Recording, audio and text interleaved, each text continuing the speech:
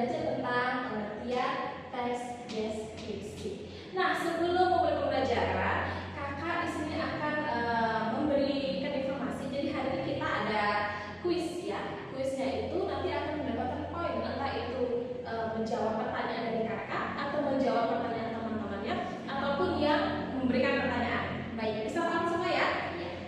Nah, sekarang kita akan belajar tentang pengertian teks deskripsi. Pengertian teks deskripsi ya.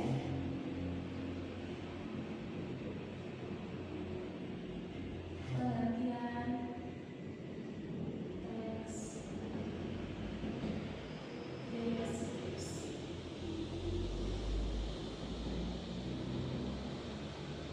Ya, baik. Jadi, Kak, apa sih itu teks deskripsi? Ya. Teks deskripsi itu adalah teks yang menggambarkan, teks yang menggambarkan suatu objek atau tempat atau peristiwa. Kata kuncinya di sini adalah menggambarkan.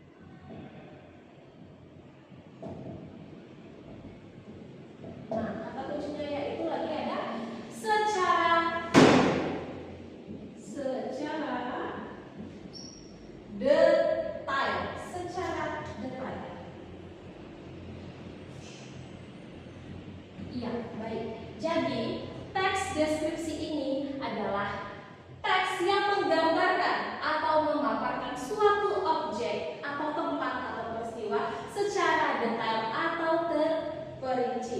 Jadi, teks deskripsi ini seolah-olah pembaca dan penulis ini membuat seolah pembaca itu mengikuti atau merasakan apa yang dituliskan oleh sang penulis. Nah, jadi teks deskripsi itu biasanya untuk menulis sebuah teks deskripsi itu menggunakan panca indera. Jadi pembaca bisa merasakan, bisa meraba, lalu bisa mendengar, bisa melihat seolah-olah kita ada di dalam cerita tersebut. Nah, jadi Kak, apa sih sebenarnya tujuan teks deskripsi ini? Nah, sebelum kita lanjut ke tujuan teks deskripsi, kita harus mengingat kata kuncinya. Jadi pengertian teks deskripsi itu adalah menggambarkan atau memaparkan suatu objek atau tempat secara detail seolah-olah pembaca itu merasakan, melihat dan mendengarkan apa yang ditulis oleh sang penulis ke dalam sebuah teks. Ya, seperti itu. Kita bisa lanjut ya? Iya, bisa lanjut. Nah, sekarang ada tujuan teks deskripsi. Tujuannya ada beberapa tujuan dari teks deskripsi ya, dari semua. Yang pertama, ini ya kata kuncinya. Yang pertama,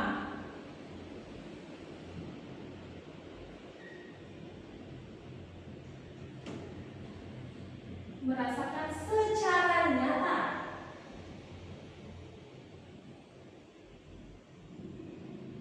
Merasakan secara nyata. Dan yang kedua, seolah-olah pembaca itu masuk ke dalam isi teks yang ditulis oleh sang penulis ya. Jadi merasakan secara nyata. Nah, jadi yang kedua yaitu seolah-olah pembaca merasakan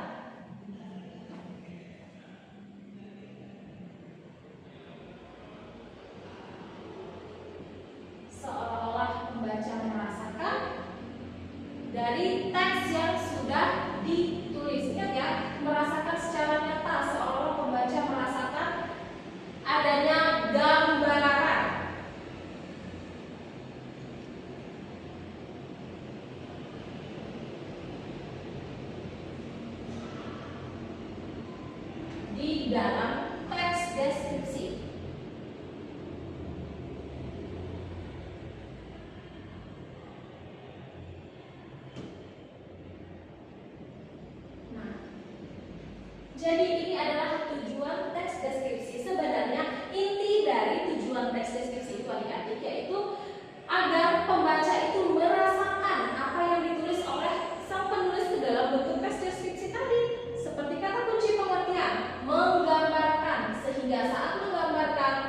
Ini artinya tujuannya agar pembaca merasakan seolah kita semua berada dalam teks deskripsi tadi. Nah, kakak berikan contoh seperti ini, teks deskripsi. Dari teks deskripsi yang ringan dulu ya.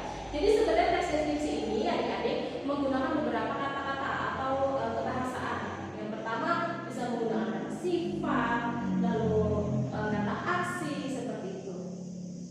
Nah, jadi kata sifat itu seperti apa sih Kak? Nah, ada yang tahu kata sifat seperti apa? Contohnya seperti apa? Iya, betul. Kata sifat tadi itu menggambarkan suatu sifat. Ada yang tahu contohnya seperti apa? Seperti apa kata sifat? Baik hati. Iya, betul. Kaci benar.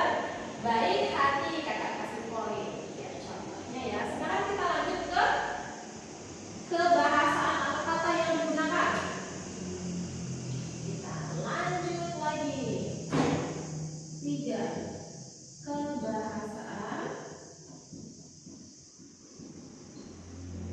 teks deskripsi.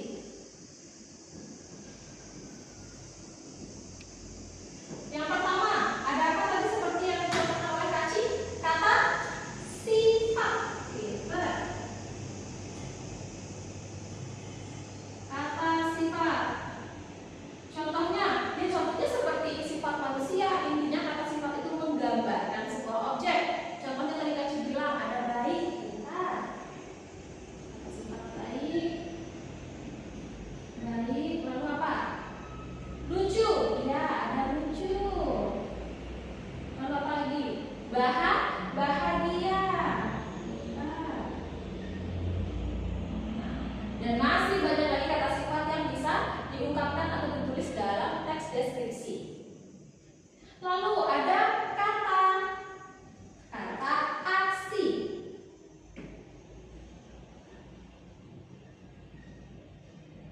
Ya, kata aksi. Jadi adik-adik semua, kata aksi itu apa? Kalau misalnya kakak bicara tentang aksi yang ada di dalam bayangan adik-adik kelas 9 ini apa? Aksi bergerak. Ya, siapa tadi? Rina. Ya, Rina bilang bergerak. Oke, kakak kasih poin. Ayo Rina sama Bagas. Ini bisa dapat poin nanti lagi setelah ini ya. Ya, kata aksi itu katanya Rina bergerak. Ya, betul. Bergerak. Jadi kata sifat itu adalah perilaku. Kalau sudah berbicara tentang perilaku berarti adanya gerakan. Contohnya apa Kak kalau kata aksi? Seperti menulis bergerak tidak tangannya? Bergerak. Pintar. Seperti menulis. Ada lagi? Menggoreng. Ya, pintar. Menggoreng. Menulis, menggoreng.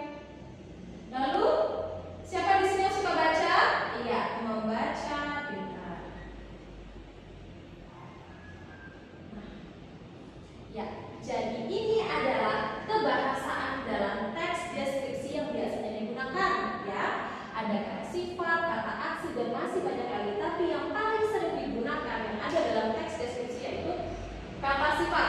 Contohnya ya sifat yang ada di dalam diri manusia. Baik, lucu, bahagia. Lalu pemarah, pemalas. Ini kata sifat ya. Lalu ada kata aksi, perilaku. Adanya perilaku dalam sebuah objek seperti menulis, menggoreng, membaca, menyiram dan lain-lain lagi. Intinya adanya gerakan di dalam kata tersebut ya. Baik, di dalam pengertian teks deskripsi intinya yaitu menggambarkan. Lalu tujuannya apa kalau sudah menggambarkan? Ya, yang tujuannya seolah-olah pembaca merasakan apa yang ditulis oleh sang penulis dalam teks deskripsi tadi. Nah ya, jadi ini sangat berhubungan dengan menggambarkan dan merasakan seolah-olah pembaca. Kita ini pembaca. Misalkan kakak memberikan contoh seperti ini. Pada suatu hari saya pergi untuk ke kampung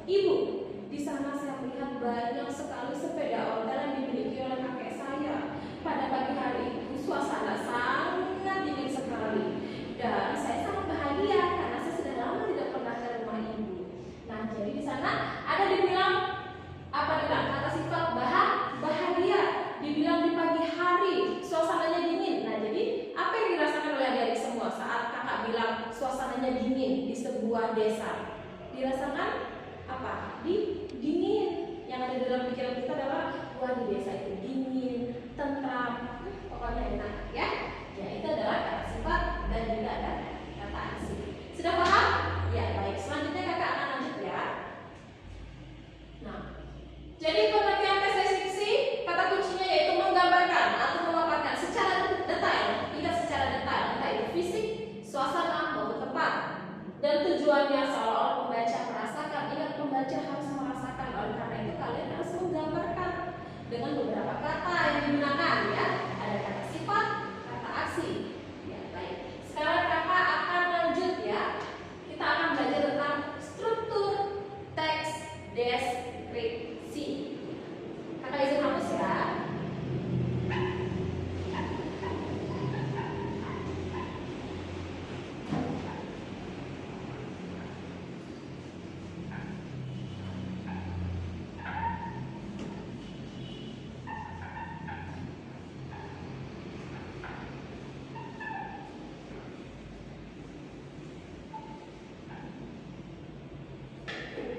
Sekarang kita akan belajar tentang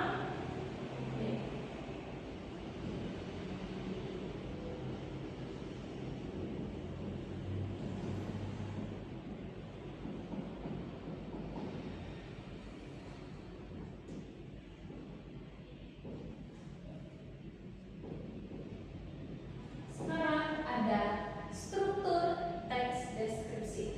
Kak, apa sih sebenarnya itu struktur? Struktur itu adalah bagian-bagian. Jadi teks deskripsi itu tidak hanya sekedar teks yang hanya ditulis untuk memaparkan atau menggambarkan, ya. Jadi ada strukturnya, itu tidak sembarangan. Yang pertama strukturnya. Yang pertama itu ada judul.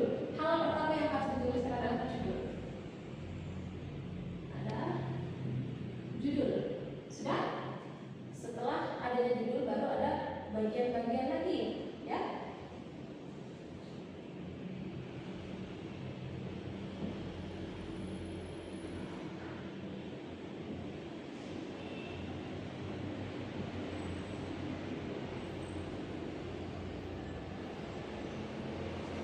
Lalu yang ketiga ada penutup.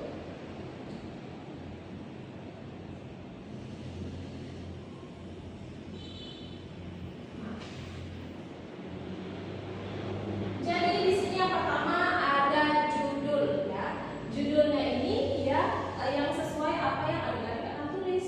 Jadi judulnya misalkan ingin menceritakan tentang temannya sendiri, misalkan teman baikku seperti itu. Jadi judulnya itu sesuai dengan apa yang akan penulis gambarkan agar seolah-olah pembaca itu merasakan.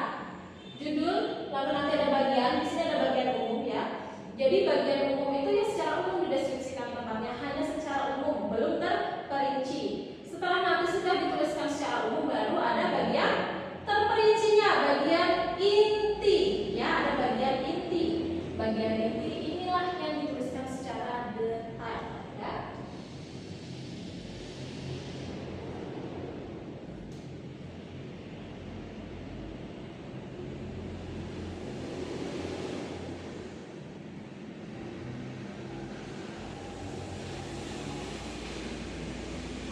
Lalu penutup ini apa Kak? Jadi penutup ini isinya yaitu kesimpulan.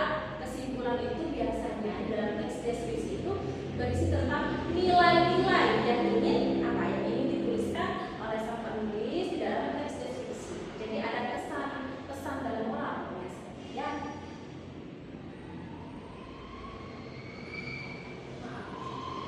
Kesimpulan. Penutup itu biasanya berisi kesimpulan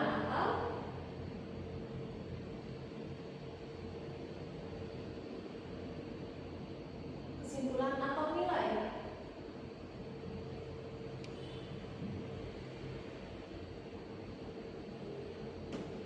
Dalam teks deskripsi.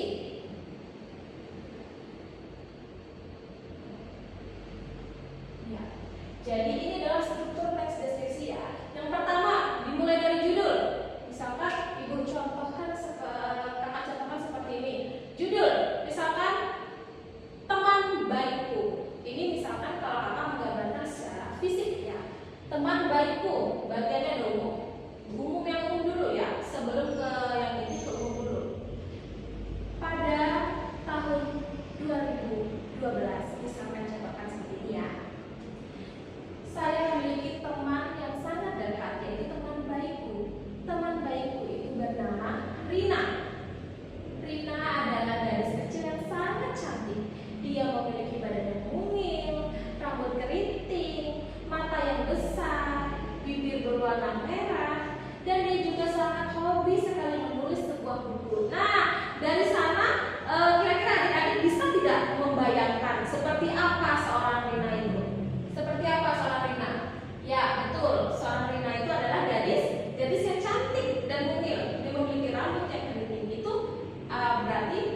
digambarkan ya. Setelah nanti menulis bagian itu, bagian inti, bagian umum, baru ada apa? Penutup. Ya, penutup itu biasanya berisi kesimpulan. Misalkan seperti ini. Rina adalah anak yang sangat baik hati. Ia sangat suka sekali menolong sesama manusia yang dalam kehidupan susah. Oleh karena itu, Rina merupakan menjadi contoh yang baik bagi saya agar selalu menjadi penolong bagi banyak orang. Nah, itulah kesimpulannya. Nilai atau kesimpulan dari teks deskripsi yang tadi ditulis adalah agar kita menjadi orang yang saling tolong menolong. Seperti itulah kesimpulannya. Kesimpulan atau nilai dalam teks deskripsi yang ditulis oleh penulis dalam sebuah teks. Ya, agar sampai pesannya kepada pembaca. Nah, sekarang setelah struktur teks deskripsi, oh ya tadi Amila bertanya, Kak, kalau menulis teks deskripsi itu apakah harus saya bahasanya atau boleh orang lain? Ya, Mila sekarang kakak kasih poin. Iya. Jadi teks deskripsi itu ya ada memiliki sudut pandang. Sekarang kita lanjut ke sudut pandang. Intinya struktur teks deskripsi ini dibagi menjadi 3. Judul, bagian umum, inti, dan penutup. Ya, ini adalah kata kuncinya. Ya, bisa lanjut? Ya, tadi ada pertanyaan dari Mila, Kak, apakah teksnya hanya saya, bahasanya atau aku, atau boleh menuliskan orang lain? Nah, sekarang kita lanjut. Baik, sekarang kita belajar tentang sudut pandangnya.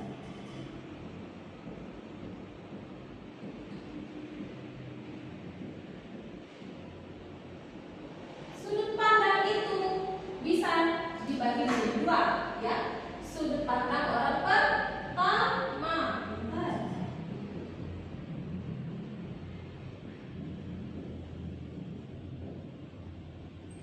Pandang orang pertama.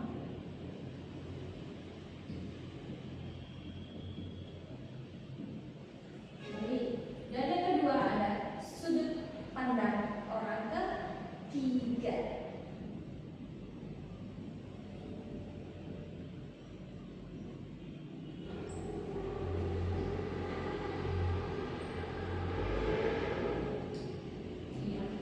Nah, contohnya seperti apa, Kak? Orang pertama, orang ketiga.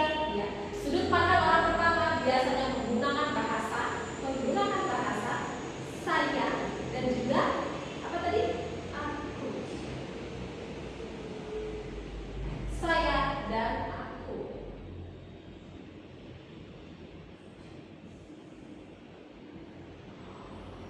Nah, kalau sudut pandang orang ketiga seperti apa, Kak? Kalau sudut pandang orang ketiga itu biasanya menggunakan nama orang lain, ya.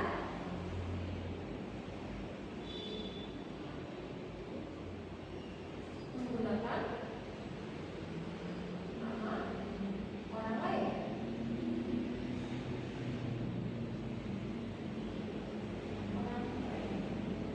Intinya, sudut pandang orang ketiga itu biasanya menggunakan nama orang lain. Misalkan kakak bisa menuliskan 2 teks deskripsi. Yang pertama menggunakan sudut pandang orang pertama. Misalkan kakak bercontoh seperti ini. Aku setiap hari Minggu selalu membantu ibu untuk berjualan di pasar. Suasana di pasar sangat ramai, di sana banyak sekali pembeli dan pengunjung untuk berbelanja. Saya berarti sudut pandang orang pertama. Iya, benar. Dan sudut pandang orang ketiga, misalkan kakak akan menulis sebuah teks deskripsi dengan menggambarkan orang. Contohnya seperti ini. Bagas adalah anak yang sangat ramah. Ia sering sekali membantu ibunya untuk berjualan di pasar. Berarti sudut pandang orang ketiga karena menyebutkan nama orang lain. Iya.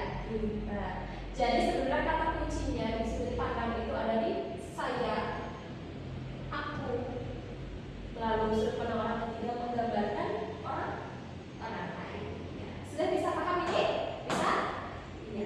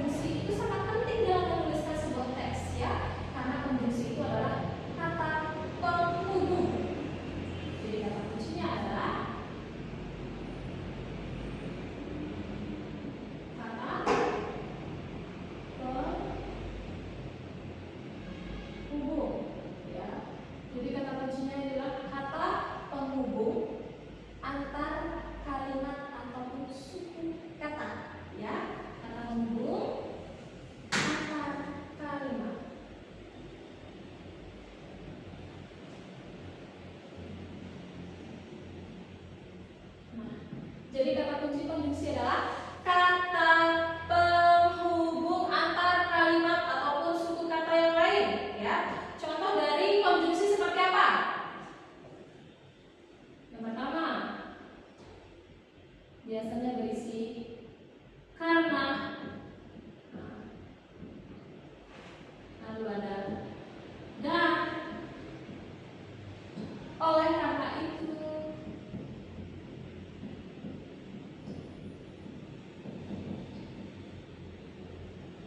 karena dan, oleh karena itu, lalu meskipun, ada meskipun, lalu ada sedangkan.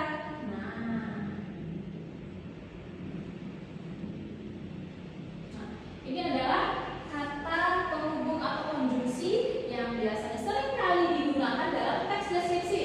Karena, dan, oleh karena itu, meskipun, sedangkan, lalu. Nah, jadi misalkan contohnya seperti ini, kakak berikan contoh. Ya, jadi biasanya untuk oleh karena itu biasanya ada kalimat yang menjelaskan sebab akibat. Misalkan seperti ini. Pada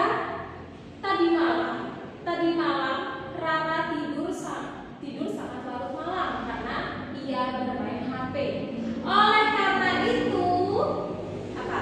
Rara bangun kesiangan dan telat untuk ke sekolah. Itu adalah kata penghubung oleh karena itu. Bisa juga dan. Misalkan contohnya seperti ini. Kakak berikan contohnya di teks deskripsi. Rara adalah kakak yang sangat baik sekali. Dia adalah anak yang rajin, selalu membantu ibunya membersihkan kamar. Sedangkan Rara memiliki adik bernama Rere. Rere adalah anak yang sangat pemalas. Nah, itu adalah kata penghubung. Sedangkan, dan, oleh karena itu, karena. Jadi 4 ini adalah kata penghubung yang tidak bisa dilepaskan dalam menuliskan teks apapun, ya. Jadi tidak hanya di teks deskripsi saja, konjungsi ini itu biasanya banyak digunakan oleh teks-teks yang lain dalam kehidupan sehari-hari kita. Sebenarnya kita selalu menggunakan teks ini, ya. Bisa paham adik-adik semua? Bisa? Ya, ya. Oh iya, tadi Bagas ada bertanya seperti ini. Kakak, kalau misalkan dalam menuliskan konjungsi ini bisa digunakan banyak kali tidak? Ya, oh ini untuk Bagas. Jadi sebenarnya adik-adik semua dalam penggunaan konjungsi ini harus diperhatikan lagi kata penghubungnya atau konjungsinya, ya, atau hal yang ingin dituliskan seperti apa. Misalkan kakak berikan contoh. Bagas adalah seorang anak laki-laki yang memiliki badan yang kekar. Dia sangat sehat. Bagas memiliki rambut yang tebal, hitam, lalu Bagas memiliki dan badan yang tinggi. Nah, itu jadinya menjadi kata penghubung, dan ini menjadi kata penghubung antara kalimat yang satu dengan kalimat yang lainnya. Seperti itu. Bisa paham adik-adik semua? Nah, itu adalah kata penghubung. Jadi kata penghubung ini tidak boleh lepas, ya. Dari teks ini sangat dibutuhkan karena untuk mengetahui apakah ada hubungan antara kalimat yang satu dengan kalimat yang lain. Bisa? Ya. Selain konjungsi, kita akan belajar tentang ide pokok pada sebuah paragraf. Jadi teks deskripsi itu tidak hanya sebuah teks saja, ya. Dia memiliki ide pokok. Nah, ide pokok itu ada dibagi lagi menjadi berbagai macam ide pokok. Tergantung di mana letak ide pokok itu ditulis oleh sang penulis. Sekarang kita bahas bersama-sama. Yang kedua, ada ide pokok.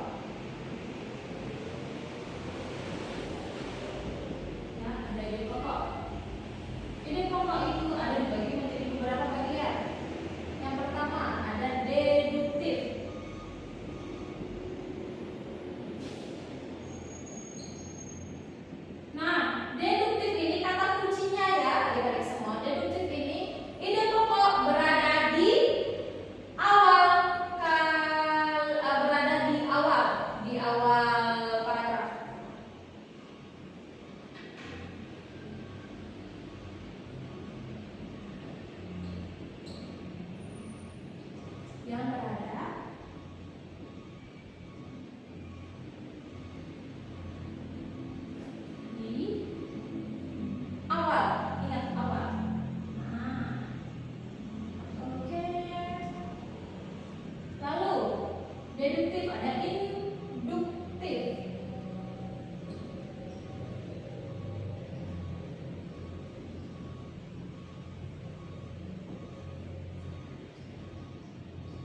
Ide pokok yang berada di akhir. Nah, berada di akhir. Lalu ada lagi, kalau misalkan ada di awal dan di akhir namanya apa Kak? Yaitu campuran. Ya, namanya campuran.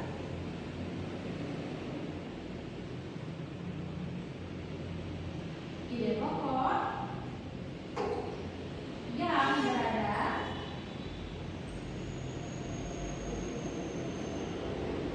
di awal dan di akhir.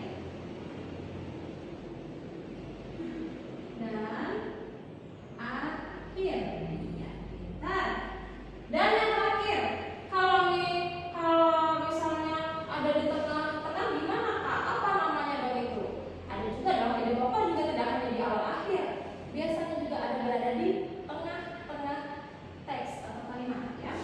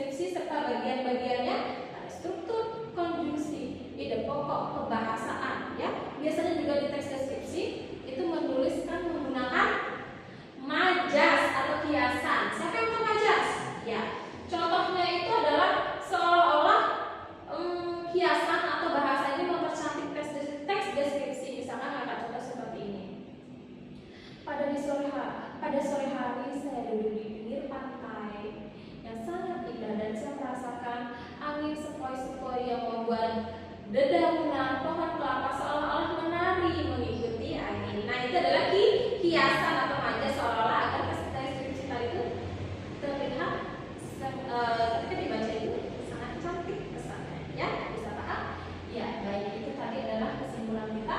Teks deskripsi yaitu menggambarkan, ya, yang menggambarkan suatu objek atau tempat secara detail seolah-olah pembaca merasakan apa yang ditulis oleh sang penulis ke dalam bentuk teks, ya. Dan bagian-bagian